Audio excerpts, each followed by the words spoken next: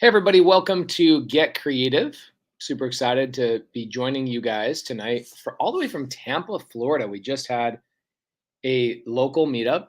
The Astro community and the Sub 2 community just hung out, and we had about 300 people come out to a bar tonight. I took over, I don't know, probably close to 200 photos tonight, hung out with everybody, said hi, and really got to understand what everybody's goals are for the year. And I'm really excited to hang out with you guys tonight for Get Creative. The episode tonight, we're going to open it up in the very beginning to talk about a person that I absolutely adore. I cherish this human being and the relationship with them. And we're going to talk about deals. Oh my gosh. Look at this. Somebody's really trying to buy my F-150 that I'm selling on seller finance.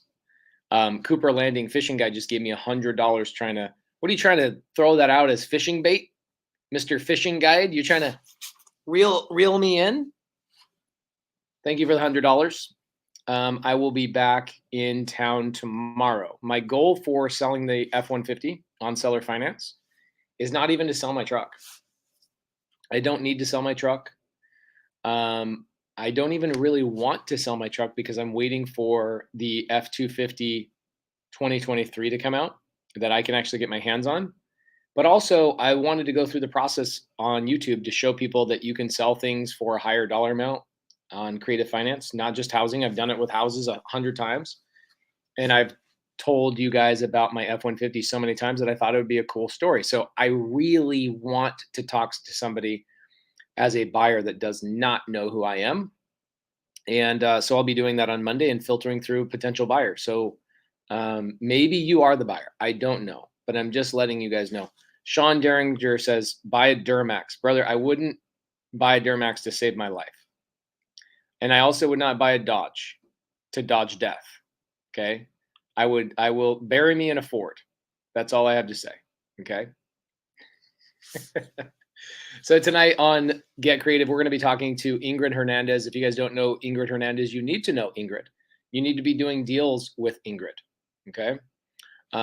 Yes, for everybody that saw me in Vegas, Claudio Diaz, good to see you, brother. It was really nice. I wish I gave you a hug. I saw you in the restaurant in the Vegas spot, and I was like, Claudio, but we didn't get to have a chance to talk, so I'm so sorry about that. Kirk Anderson says, I feel bad. I feel bad. I'm not going to talk schmack. Tony Schwartz says, the Tampa event was great tonight. Great seeing you, Pace. Guys, these meetups mean the world to me. This year, Jamil and I are going to double down on the meetups we do, and we are going to cut back on our traveling and speaking on stages by probably a 10x margin. Last year, I spoke on 71 stages. This year, I will speak on less than 15. We've already turned down over 30 opportunities to speak in March, April, and May. And I currently am not traveling in April, May, or the rest of the year as of yet. We are going to pick areas that we have not been to, like Cleveland, Ohio, Detroit, Michigan, Tennessee, and a handful of other really amazing places. We look forward to seeing people in parts of the country who haven't visited yet. So really excited about this coming year. So without further ado, let's bring on one of my favorite people on the planet. Let's hope she's figured out her audio. Hi, Ingrid. How you doing? Good. Can you hear me okay? There she is, guys. Give Ingrid some love. Her Instagram name is right here on the screen. So please make sure you go over to her Instagram and you tag her. Make sure you guys tag her, take a photo, screenshot it, put it on Instagram stories and tag her. She even wore my favorite lipstick of all time just to hang out with her big brother. Am I your big brother or your little brother? You're my big little brother because I'm older than you by just a little bit. All right. When's your birthday? February 6th, the day before Monday. So you're an Aquarius. Mm-hmm. What does being an Aquarius mean to you? I have no idea because I don't know anything about astrology. I have to ask your wife. I thought it had something to do with water, but apparently it's not a water sign. I don't get it. Aquarius is a water sign, but there is more depth to it. It's an interesting conversation. So Ingrid, let me introduce you to the audience. Guys, Ingrid is a real estate investor. Her and I have partnered on deals. She's also partnered on a lot of deals. Oh, Plant Maj says it's an air sign. So I guess I'm wrong. He would know. He's a vegetarian, so he would know. Like tell me that you're into astrology without telling me you're into astrology. Just tell me you're a vegetarian. Um, I'm a so carnivore, so I'm as far as you can get away from vegetarians. me too. So Ingrid has come into my world in the last couple of years. She has become an amazing leader in our community in Sub Two. She one of her first deals, and I think it was maybe your first deal you ever did. You helped somebody else make $50,000. Or was that your second deal? It was my third. Okay, your third deal, you helped Mhm, somebody get their first deal, and mhm. they made $50,000 on their first deal. They JV'd with you. Is that correct? That's correct, uh-huh. So you've done a lot of deals since then, made hundreds of thousands of dollars. You and I have a deal that we were doing together. I actually bought you out of that deal because I want to end up keeping it. And you graciously let me buy it off your hands. You got paid to get out of the deal. I'm so sorry. But It's okay, you and I are, I get it. yes. And I appreciate you. I adore you. So Ingrid, before we get into some stories with you, I want people that are watching, we've got 500 people in here hanging out with us. How can people utilize you properly? Right? They want to get helped by you. Do you lend private money? Do you help people close deals? Are you a buyer? Are you somebody that can help out with like what can you do for me if I'm an audience member? I'm watching this now or in the future. What can you do to help me and how do you want people to reach out to you? Thank you for asking that question. My role in Sub 2 has really evolved as I gain confidence and have a better understanding and have certain ways of doing deals become more second nature. Where like those little things you pick up right away where you're like, oh, that's a rep. Oh, no, that's a rental, or I think what I've been able to provide back to the community is guidance. So we went through that whole Avatar series, and I feel like I'm a few of those avatars. With the one that is most pronounced is the connector. But I help folks get some clarity because I do feel that part of the problem right now is when you first join, you're overwhelmed because a lot of information. And so it's hard to figure out where you're headed next. So I've had a lot of candid conversations with folks, and like I'll tell them, look, I can't tell you what to do with your life, but here's where based on what you've told me, I would head this direction. You're Um, talking are you guiding them down being a specific avatar maybe? Yes, or maybe having a simpler focus. There's some folks who just they're like you've said this before. The beautiful thing about real estate and the difficult thing about real estate is you can make money in so many different ways. Right. So the very first thing I try to tell people is clarity begins with knowing what you want. If you don't know what you want, you're not going to know what to focus on. Like what is going to get you there.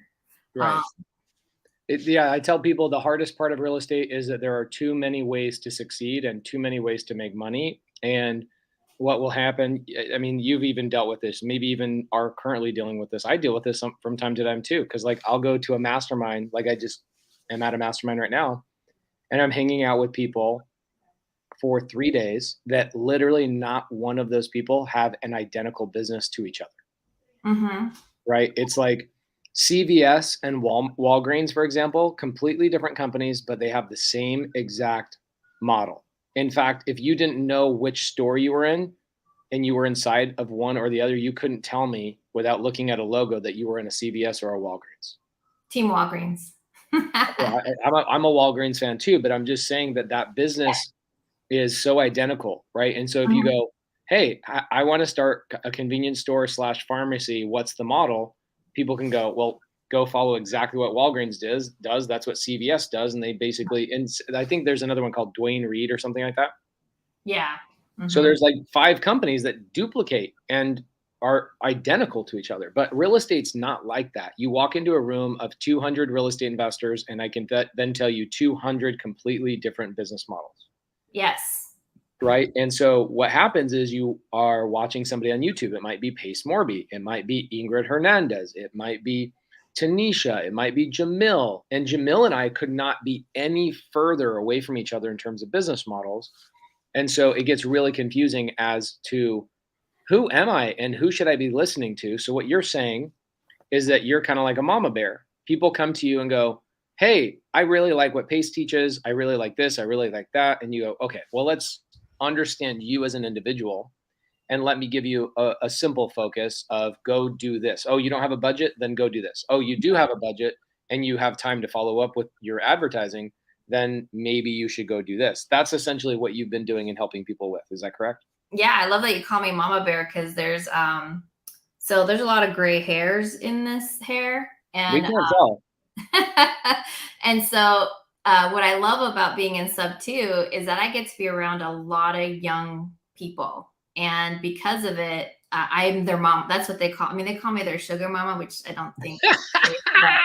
But I am their mama. Like I do protect them. Like I want them to have this amazing life, and it, you know, they're, I forget what you call it, emotional income, I think you said. Yeah, Like, the emotional income. right. I love to know that they hear my guidance, and then they, because they're so ambitious, they go after it. And there's something very addicting to that, to like, wow, people actually care what you're saying, and you're saying it with great intent, right? Like Right. the things I say to them, and they're so willing to listen. That's why I love our community. It's pretty cool. It's pretty cool. It's the greatest community. This is what's really interesting. So I just go to a meetup in Tampa, and there was a girl I met that's a popular YouTuber, right? Like people notice her when she goes around town, no matter where she is in the country. And she's like, wait, so we meet at Avengers, and she goes, what are you guys doing tonight? I go, Jamil and I are going to do a meetup. And she's like, a meetup? Like, okay, how much do you guys charge for this? What does that look like? I'm like, we don't charge for this. Like we want to be around our people.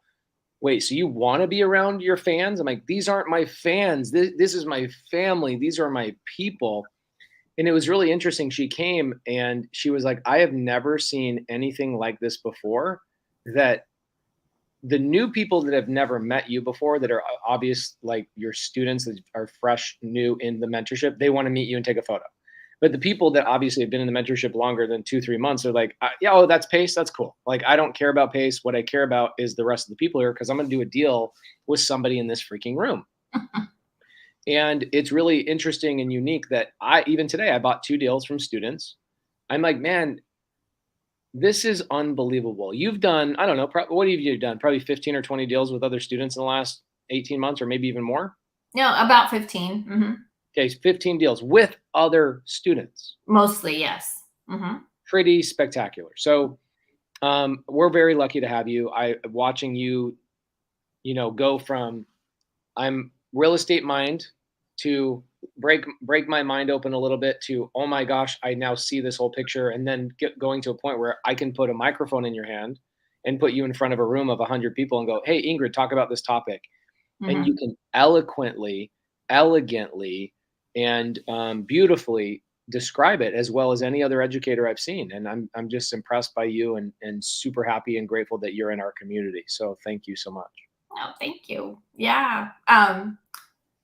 Something that I've also started doing, and really with a lot of your support, is like I started my own podcast. We actually launched it last week. Still kind of because we just bought a house that we're going to build a studio in it, or like a mini studio in it. My goal is also to help people understand whether or not they have a deal, and be able to answer questions through that format, just like you are here. And really prove to myself that I can help other folks get their deals done, and have, I've been very blessed that folks come and ask me like, hey, can I take you to coffee? Can I take you to lunch? Can I pick your brain? And there's just not enough time for that. So I got with Caroline, who's part of our community, and we're now hosting a podcast every Wednesday afternoon, so that we can answer these questions. What's it called? I have to know this. Explain It with Ooh, Caroline and Ingrid. Yeah. I like that. I like We that. try to keep it simple, and often, and we might even veer beyond real estate once we get into topics that we really like. Maybe even the way we eat. We were thinking about going to local businesses and doing the podcast from local businesses, and kind of amplify, and just doing things like that, and have people explain their business model, explain why people should come and go to their business and what services they have. So yeah. Carlos Brown says, where do we find the podcast? But I'm not going to let you answer that yet. What I want you guys to do for me, okay, is guys, we want to see more women leaders in this industry. Like this industry I speak on, this year I spoke on the biggest stages in all of real estate, all the way from 10X. I spoke on the 10X stage this year, all the way down to local little real estate investor clubs with 15 people in it. I've spoken on everything in between. And I can tell you that the biggest thing that this industry needs is more women leaders that are outward and helping more women get into this business. Ingrid and a lot of my other female cohorts and friends are really doing a great job of stepping up to the plate and leading this. So I want people to know her podcast, but I also want you guys to take a moment. We've got 600 people watching live right now. Please take a screenshot if you're on your phone. Take a picture of your screen if you're on your phone. And take a second, go on Instagram stories, go in there, follow Ingrid_Hernandez, and tag her and myself and just say, thank you, Ingrid, for paying it forward and loving on the community like she has for the last year and a half. Please do that for me. So Ingrid, as people are doing that and going in Instagram and tagging us and following you, how can people find that podcast? I know you guys are just starting it. Is there a place they can find it, or you guys have not launched your first episode yet? Yep, we launched our first episode last week, and it was really about an introduction to ourselves. Much like you, we're going to have people be on it and stuff. But yeah, you can go to my YouTube channel, which is Ingrid Hernandez. So just like my name is written on your screen right now without the underscore. Or you can subscribe to Caroline Kane's YouTube channel. So yeah, every Wednesday at 4 p.m. I like to say pace time, but it's Arizona time. But yeah. Pace time, baby. I'm standardizing the Arizona time zone. Like, people go, what time zone? I'm like, the only time zone that matters, Arizona. Right. Okay. So Ingrid, we've got you on here. You're a friend of mine. I adore you. We hung out in my kitchen the other day till, I don't know, midnight or past midnight. Yeah. And so that should just tell people how much I cherish you. And we have a great relationship. I consider you a sister. So people should follow you, DM her, ask her questions. Okay. Especially women, right? You guys need another leader in this industry that is easy to talk to and awesome. Go over to Caroline and Ingrid's podcast and give them some freaking love. Now, Ingrid, do you have a deal that we can talk about today? So you're doing this, who did the most creative deal, right? And so I went back and listened to Mama Do's, and I'm like, I can't beat that. How do you know? Because Bitcoin, like, how do you beat Bitcoin or crypto or whatever it was that? Well, he hasn't. Here's the thing, Ingrid. He has not completed that transaction yet. Oh, okay. Well, we could talk about my completed transaction. I want to talk about your completed transaction. Okay. Well, my most creative deal. This is the Morby method one. God, yes. Okay, I remember exactly where I was. We ended up speaking on the phone about this for an hour and a half as you were going through it. I was in Houston, Texas at a meetup, and I skipped the whole entire meetup where like 300 people were there to be with me, to walk in the parking lot and have a phone call with you about this deal. Oh God, thank you. I did not know that. Oh my God. Yeah, it was, I cried. Like, this was a very trying deal. Well, you had a family that was also involved, and like really a lot of things in their lives were contingent on this deal getting done. It's the only reason I really pushed as hard as I could, because I was really connected with that family. And I was like, I know I don't cash flow on this property. But I knew that was the consequence of dealing with this horrible mortgage lender. But I made a promise, and I had to stick to my promise. So love it. Well, you don't cash flow, but the way you structured it, you'll make good money on this deal, which is awesome. Yeah. I think you made some money up front. Is that right?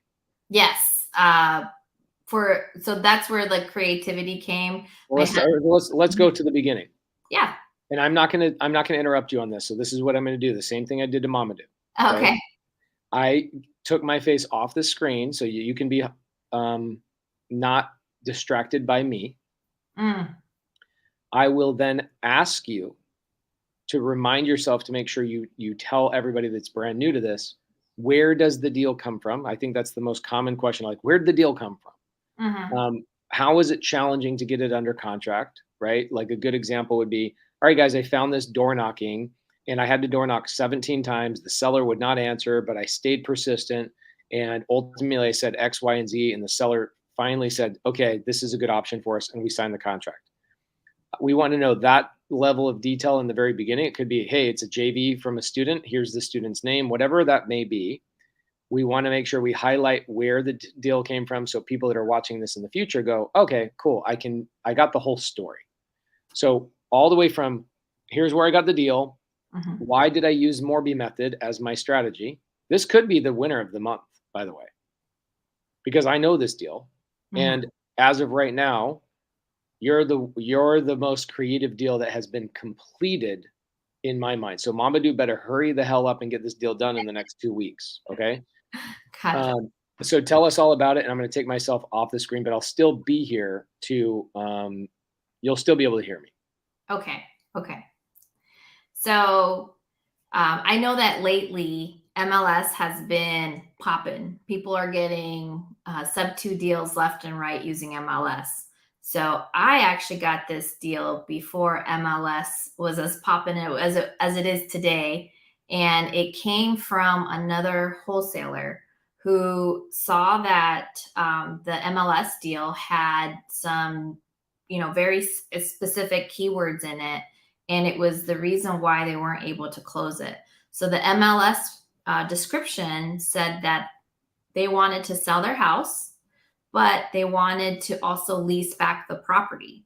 And no investor wanted to do that, on top of the fact that they were asking for a Why? high Why price. doesn't it? Why doesn't an investor want to do something like that? So you're breaking a cardinal rule when you buy a property from a seller and then you rent it back, because you have to make money. And in order for you to make money, you have to raise the rents. And knowing that somebody who already lives in the house pays less, they won't be as excited about having to pay more for a house they have to live in. So it's just or they'll have like seller's remorse after they sell you the property. And I just talked to another sub two student who had that same issue. They bought a house in pre foreclosure, and now the seller's having seller's remorse after they have sold it, and then he was renting it back out to him for 2 months, and the seller was like, "No, you took advantage of me." And this was after they had already paid all the arrears and made the seller whole with the mortgage. So now he's struggling with that drama. Luckily, he used Pace's contract. So I told him, did you record your conversations, and did you make sure that you're having that as part of evidence that you explained everything up front with that seller? And that's very, very important. So I knew that having to break that cardinal rule was going to be something that I was going to have to make a decision on whether or not I was going to take that risk on. So that's why it was important for me to go meet with the sellers. So I had this wholesaler who had this deal, or thought they had a deal, and knew that they needed somebody who had some experience. And at this point, I've never done a Morby method. It was just theory. And so he gave me the contact to the agent. I spoke with the agent. I even try to have the agent represent both sides. There was a lawyer involved. So the scenario with the seller was that they had a lot of judgments and liens, an IRS lien, a couple of judgment liens from lawyers. And so the guy was a lot in debt. I can't remember the exact numbers, but I think around $132,000 or something like that.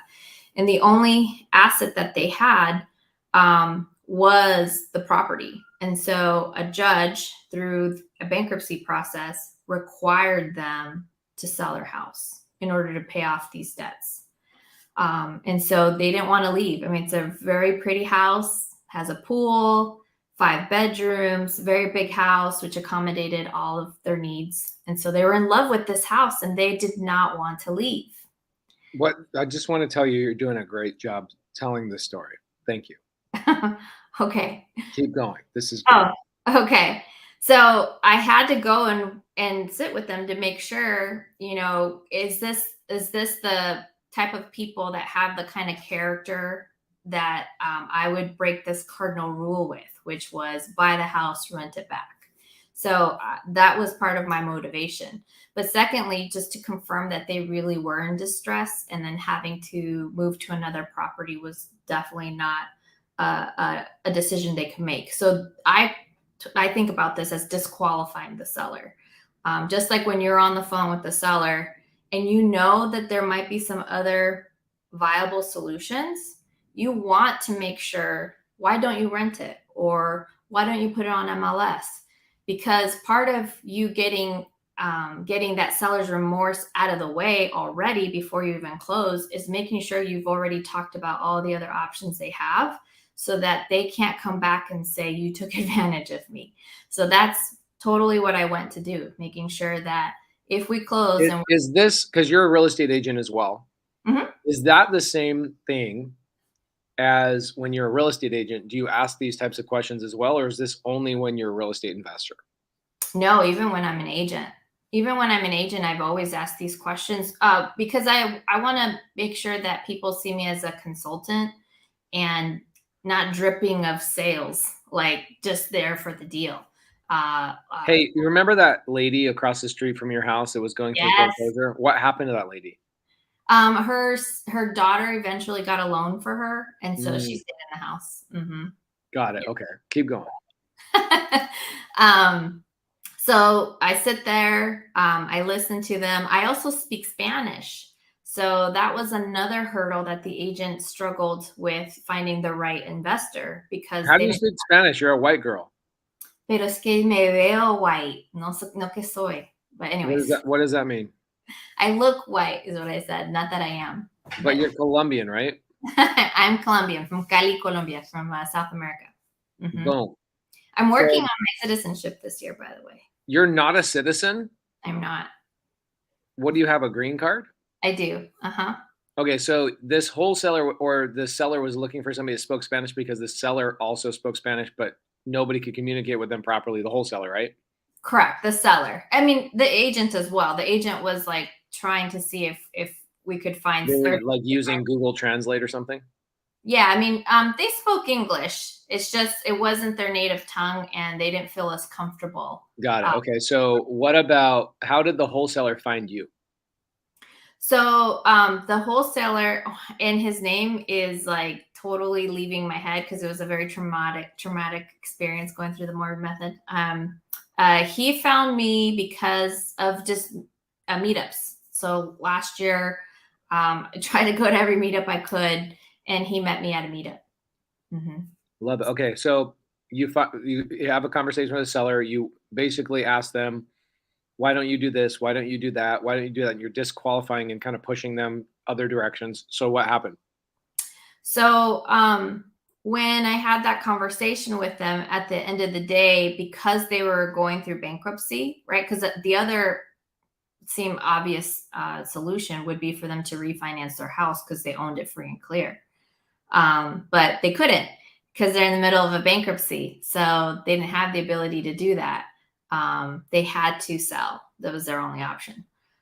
So when I sat in their living room with them and spoke with their wife, actually, the wife connection was the biggest opportunity because she mostly speaks Spanish. She was the one that actually didn't speak much English. And she explained that how much she was in love with the house, and that, she had gone through a lot of problems with COVID, and other family members had issues with COVID. And so she was attached to the house as a part of some of that experience.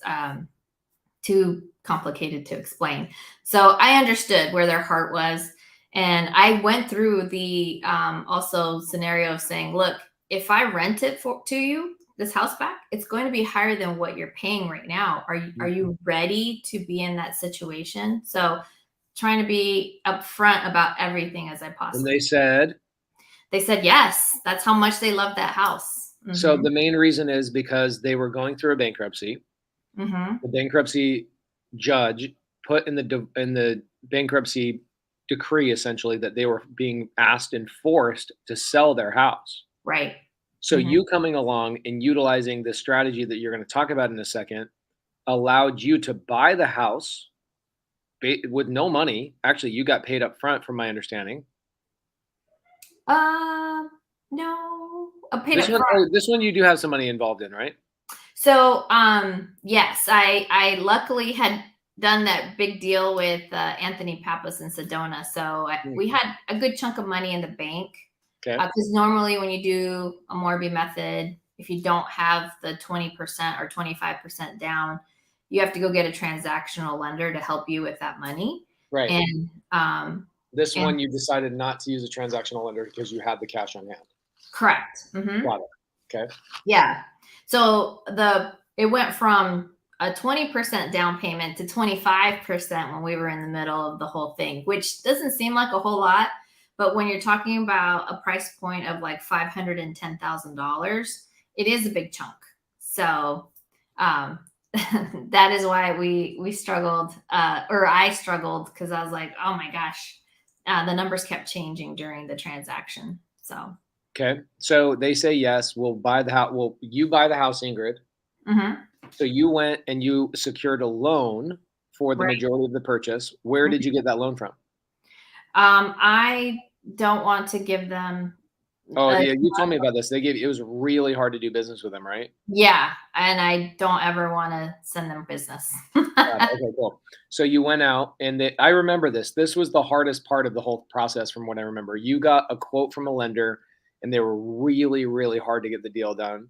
Right. Did you end up switching lenders to them, or this was the original lender that then closed the deal as well? So this was not the original lender. The original lender, things would, I think, probably would have worked out better, but we switched lenders because we were promised a much lower rate, and the lender I went with was my previous team. I was at a previous brokerage. The team lead was running, and so I had a lot of trust in the mortgage lender, and he'd been around me a really long time, so I trusted him that he was going to get the job done, and found out afterwards that he really just started in the investment space. So not all lenders are the same. Like, he had done residential lending, but not investment lending. So DSCR loan was the type of loan I was using. So he was new to it, and that's why he was dragging his feet. Was the communication really hard as well? Yeah, and not just that, but when you go and you get a loan, the person you're primarily talking to isn't the one doing the work. The underwriters are the people who are checking all your paperwork, making sure that the appraisal makes sense, that any contingencies have been met, and that your bank statements and your colonoscopy is up to par. And that's sort of what I felt like when we were experiencing this. So, yeah. It is an interesting thing, like going through and getting these loans, how you will get a list of everything they need, quote unquote. And they come back to you 5 different times, and you're just like, why didn't you ask for this in the first place? Now you're making me, the investor that's doing this Morby method deal, go back to the seller so many times. Now I'm creating this world where the seller's probably aggravated with me because now I'm having to ask for more information. It's like, bro, oh my gosh, can I just talk to your underwriter? Can I just get the freaking real person that's doing the deal? Yep. So what was the purchase price, and how much money did you get as a loan? So we bought the property for $510,000. We actually over asked on the price because I knew the property's appraisal was around $535, and they had dropped the price into like $490, $485, if I recall. But I said, I'm going to offer you $510. But the reason I'm offering you $510 is because I'm going to pay this wholesaler that brought me this situation. Otherwise, I would have never been in this position to help you. And we want to make sure that they're taken care of, but also allowed enough for the closing costs and things like that that would be a part of this loan. So I negotiated that piece. Now, because the agent was not allowed, the lawyer that was involved in this required sale wouldn't allow her to be representative of both myself and the seller, because that was something I was willing to give up. My husband also has his real estate license, so he got paid as a real estate agent in the transaction. Is So he that a was, U.S. Is he a U.S. citizen? yes. He was born in Globe, Arizona. Well, that's why I'm asking. I'm wondering if people that are born in Globe, Arizona, are legal aliens or not. They are there. It's north, not south. It's Oh, north got it. of the East Valley. So, how is it that you don't have a U.S. citizenship when you're married to somebody who does? Uh, Isn't that like a slam dunk? Like you won the lottery because you got married to a U.S. citizen and you had babies here? that's Is that correct. not how it works? All reasons why it probably won't be an issue for me. I'll get candid about why I hadn't done it yet. No, I don't want people getting mad at you or for whatever reason. People are weird about stuff. Well, I'm 40. I learned from my mistakes. I went to ASU. You party girl. I used to. I used to party a lot when I was in my younger years. By the way, gave up alcohol. So I last year gave it up. I haven't drank since January 1st. Wow. But no, I got a DUI when I was 24, and ever since then, the politics in this country. I knew that you have to wait like around 10 years or so that isn't such a big deal. Well, the politics in the narratives changed so much during the time that I felt more eligible to go do it. But it was kind of scary for me. So I was like, I'll wait until I feel like the White House was more pro-immigrant. So that's all I'll say about that. So that's why I've had to wait. And it just kind of worked out that way from a time. When are you thinking about doing it? When? Yeah, when are you thinking about doing it? Well, I am getting my taxes completed because I had some tax stuff with because setting up all these LLCs and everything, it delayed my taxes, like getting my taxes done. So I should have all my paperwork and everything in by February. Awesome. Okay, so this deal, you lock it up at 510. They were asking for below that, but you asked for a higher purchase price so that you could go to your lender and get more money from your lender, essentially. Right. But you did that so you could cover the wholesaler's fee, closing costs, etc. So right now, are you basically breaking even on this deal, or are you making money on it? So because it's the Morby method, requires that the seller give you money back, we'll call it, and in place of that money, you put a note in place, so you have an IOU back to them based on that prerequisite.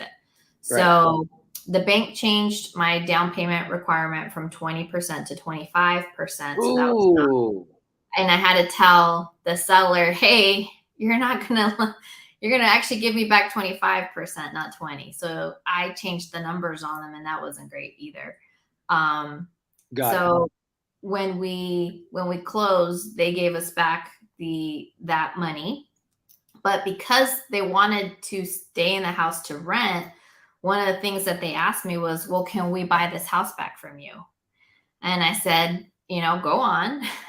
And so we did kind of like a little appreciation schedule to say, okay, if I was to be able to sell you this house in 5 years, what would the house appreciate to? 600. So we got it under 575. So okay, great. So you basically built in a future guaranteed profit of at least $65,000. Yeah. And then we had 15,000 from Mark's commission. Okay. And then in order for me to give them this option to buy the house from me in the future, we charged them a $15,000 option fee. Damn, that's awesome. So you're gonna make over $100,000 on this deal. So around 95,000. Wow. Yeah. So Morby method, you buy. So here's what happens. So you go lock it up at 510. You have to put down 25%. So you put down essentially $100,000, roughly $100,000, $105,000. this seller gives you all $105,000 back once they receive the money on their side? Yes. So So you're into the deal as of today. You're into the deal, no money out of pocket? no money, just a lot of stress. Well, yeah. I mean, welcome to real estate, right? But So you're it in, wasn't just that. There's also a cost to doing loans. So you had to and pay the then, lender fees and all that kind of stuff. right, Do you and know how much your DSCR loan is now plus and versus what you're bringing in on the rent? Are you essentially breaking even right now? I'm breaking even. Okay, so what you did is you did a Morby method, which means you went out and secured a DSCR loan. You put 25% down, and out of this DSCR loan, your seller refund your 25% of the money back. So you're into the deal, no money. You are now the owner of the property that this person is renting from you. You're Right. breaking even on the cash flow. However, your husband made 15 grand up front. You guys charged them for a $15,000 fee to buy it from you in the future. Plus, you pre-built in $65,000 in profit, which means you've made $95,000 of profit on this deal, helping a seller that was going through bankruptcy, helping a wholesaler that didn't know how to structure a deal, helping an agent who didn't speak amazing Colombian level Spanish, and the family gets to stay in the house that they're super sentimental and emotional about. Yeah. Not only that, but because their DSCR loans, depending on which one you get, come with prepayment penalties. Mm, And we'll see about what happens, but they're adamant of being able to buy the house back from me before the time that, they have.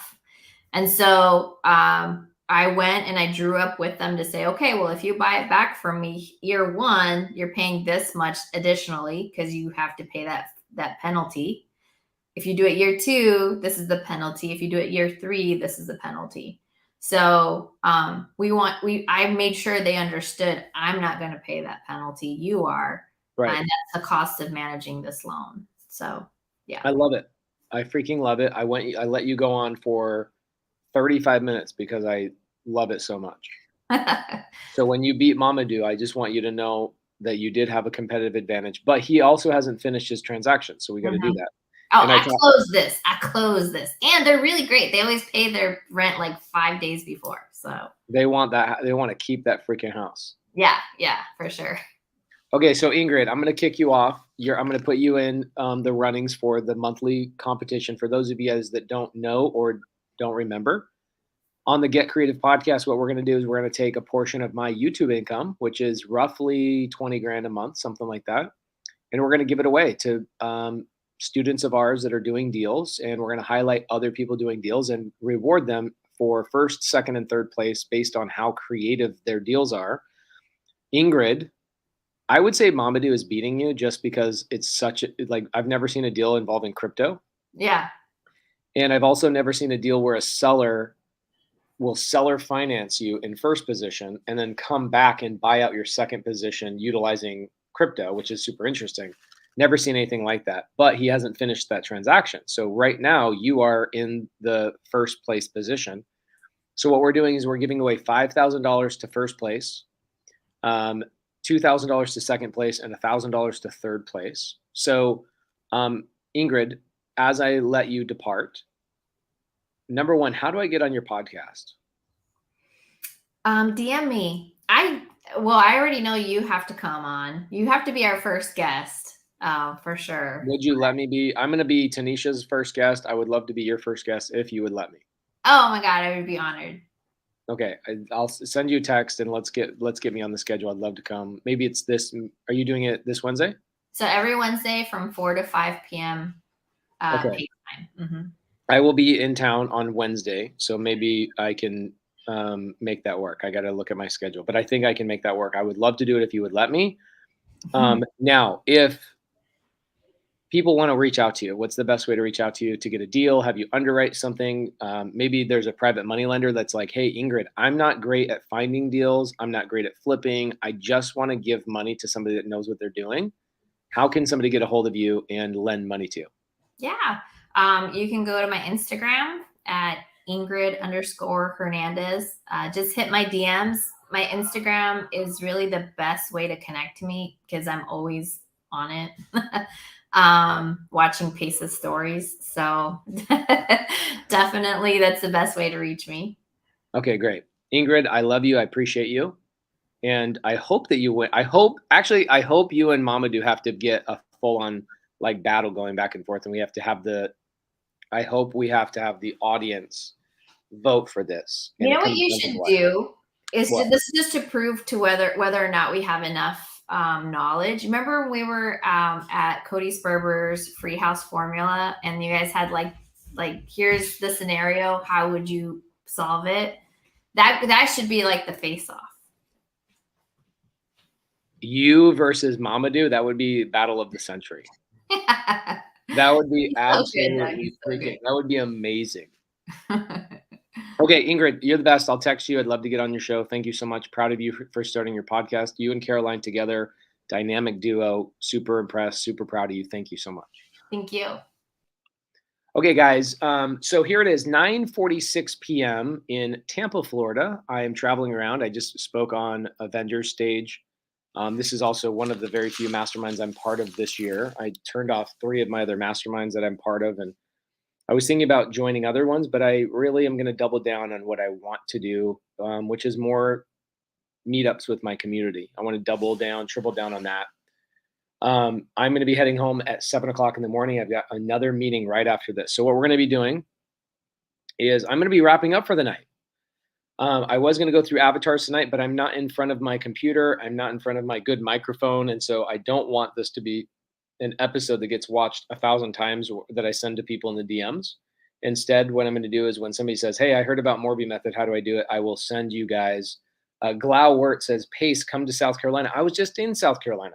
I was in Greenville, South Carolina. I spoke on a stage there this year. We went to South Carolina twice this last 12 months. So next place I will be is next week. I will be in Miami. If you guys DM me the word event, okay, if you DM me the word event on Instagram, it will give you all my upcoming speaking arrangements and speaking schedule. And I'd love to see you guys in person. We do things like we did tonight. I go to a meetup and we'll hang out with people for 2, 3, 4 hours at a meetup and just say hi to everybody, take photos, give my students hugs, and tell them how much I appreciate them and adore them and how proud of them I am, or how proud I am of what they're up to and what they're doing, and get to meet their kids and their wives and husbands and all that kind of stuff. So really appreciate you guys. Thank you guys for coming to Get Creative. Next week we will do the Avatar series. I promise you that, and I'll go a full hour and a half because I will not be traveling. Thank you guys so freaking much.